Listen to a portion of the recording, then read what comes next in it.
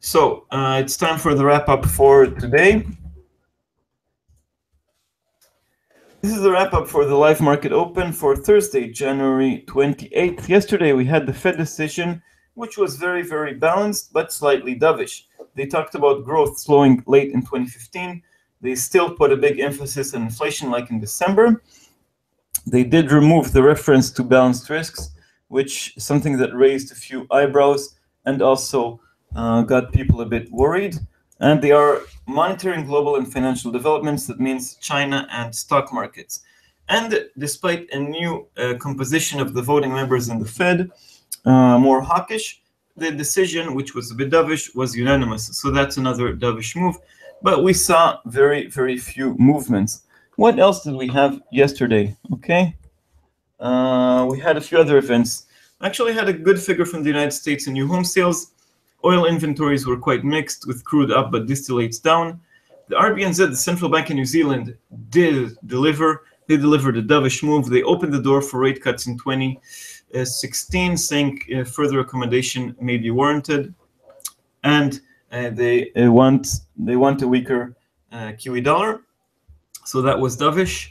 And they hit the Kiwi dollar.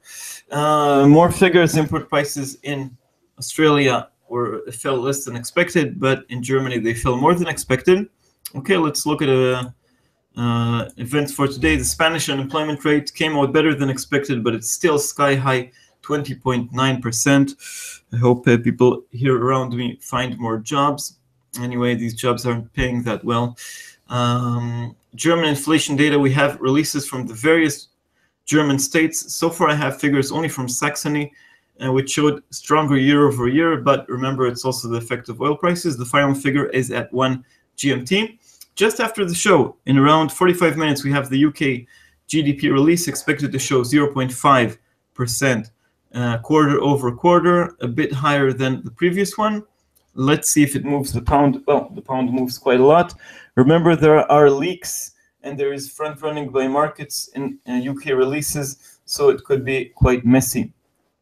At 1:30 GMT, durables goods orders. More important, the focus there is on the core figure, more important than the headline figure. At the same time, we have the weekly jobless claims that worryingly went a bit high in recent weeks, and let's see if it manages to slide back down from 290-something thousand to the 280 range. Pending home sales also in the United States at 3 GMT. A few inflation figures from Japan at the beginning of the night, but the big event is closer to the European morning, the Japanese rate decision. Last week we had hints from the Bank of Japan that they're ready to act, that they don't like the the strength of the Japanese yen. We heard from the government, but since then the Japanese yen did weaken a bit. So everything is possible. It's really an open decision. I expect action in Japan in the Japanese yen, regardless. Well, not regardless, but in any case, if they do act, of course, it'll weaken the yen. If they act a bit, it's going to be messy. And if they don't do anything, the yen is about to strengthen. Okay, let's look at a few charts this morning.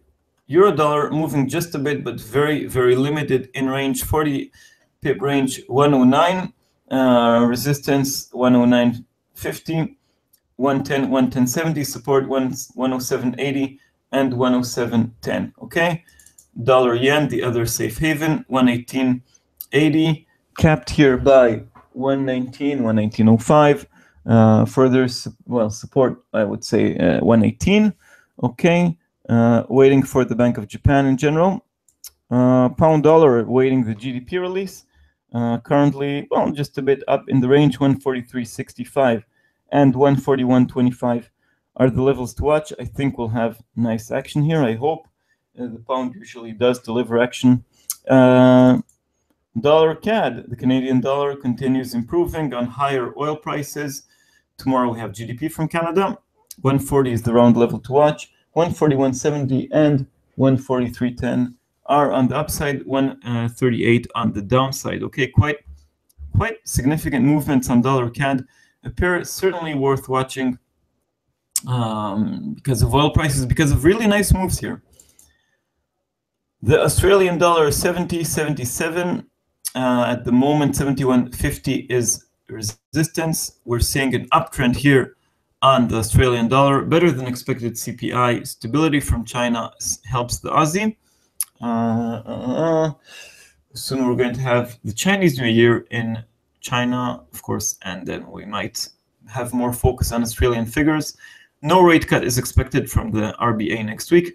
Kiwi dollar recovering in range, but was hit hard by the Central Bank of New Zealand to 64.17, 64.18. Anyway, or 64 even. Anyway, 65.80 is resistance and 63.10 is support. Okay, so I think we have, despite the disappointing Fed, we did have other things moving markets. Today is expected to be a busy day on all fronts: Europe, UK, United States, and finally Japan. So I guess that's it for today.